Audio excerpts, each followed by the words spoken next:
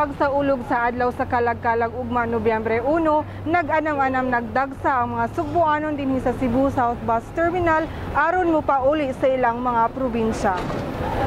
Kauban sa iyang apo ug bana si Lola Lima, mas gipili na lamang nga dili magpaabot sa Nobyembre 1 ug may bisita daan sa iyang napanaw na nga minahal sa kinabuhi.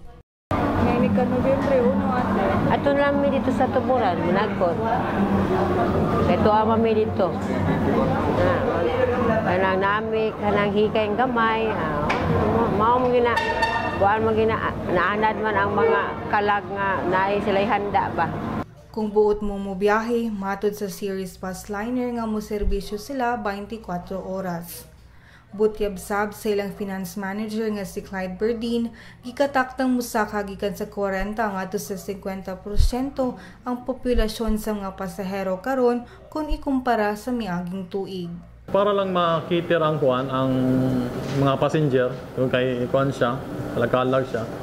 So nagkuan may mga 50 ka special permit, so meaning ang 50 special permit, muna siyang 50 ka basis nga ma-operate siya nga out of road siya. Kaya ka na mga bus na siya yung mga designated niya nga route, no? So para makita nimo ang kuan ang passenger nga diyan na sa ruta niya, sumuka kag special permit na para lang maka-operate ka dito, makasulod ka dito ng area. From terminal to terminal, nanay sa check nga mga maintenance personnel namo.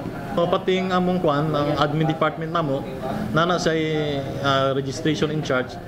Iyang purpose na sa kaning mga inadlaw mo check na sa before mo dispatch ang bus, check ko na niya mga papeles kung kompleto, like mga special permit, kung kinahanglan na special permit, mga CPC card, driver's license, para hindi na magkaroon sa problema ba sa kuan linya. Full force usab ang sitom sa pagpakatap sa ilang mga opisyales aron mas siguro ang seguridad sa katawhan. Ang atong traffic personnel are already in place in the terminals and ports for assistance sa traffic din sa area, no.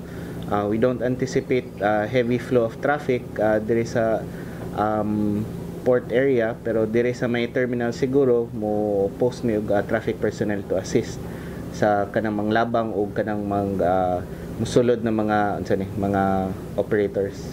We encourage our motorists to please keep an eye out sa atong mga signages.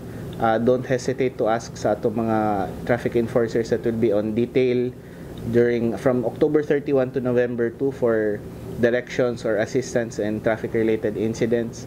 Gi-implementar na sugod kagahapon ang rerouting sa nagkalain-laing lugar sa Sugbo. Sama sa mga pasaheroan, daghan na sab ang midagsa dinhi sa sementeryo. Puno ang samang dili lang tungod sa mga midagsang mga bisita, kundi lakip na sab sa mga nagpahimus nga mga manindahay ug mga buwak ug mga kandila. Pipila sab ka mga bata ug mga tambay ang mihatag og cleaning and painting services nga mobalor sa 80 ngadto sa kapin sa 100 ka pesos. Mo depende ang presyo sa design ug pintal nga gamiton. Naglaray sab ang mga food stalls alang sa mga gutumon. Kung sa presyo sa kandilang hisgutan, adunay mapalit nga mga nagkantidad lang og tag 3, tag 2 ug tag piso. Samtang ang mga buwak mobalor sa 10 ngadto sa 15 pesos. Siguradong mapuno gyud sa mga tao ang mga samang sa probinsya sa Sugbo tungod kay mao gyud kini ang panahon sa pag-ampo sa pagpahulay nga dayon sa mga mahal nato sa kinabuhi nga nipanaw na sa kalibutan. Maris Puyo para sa Sunstar Webcast.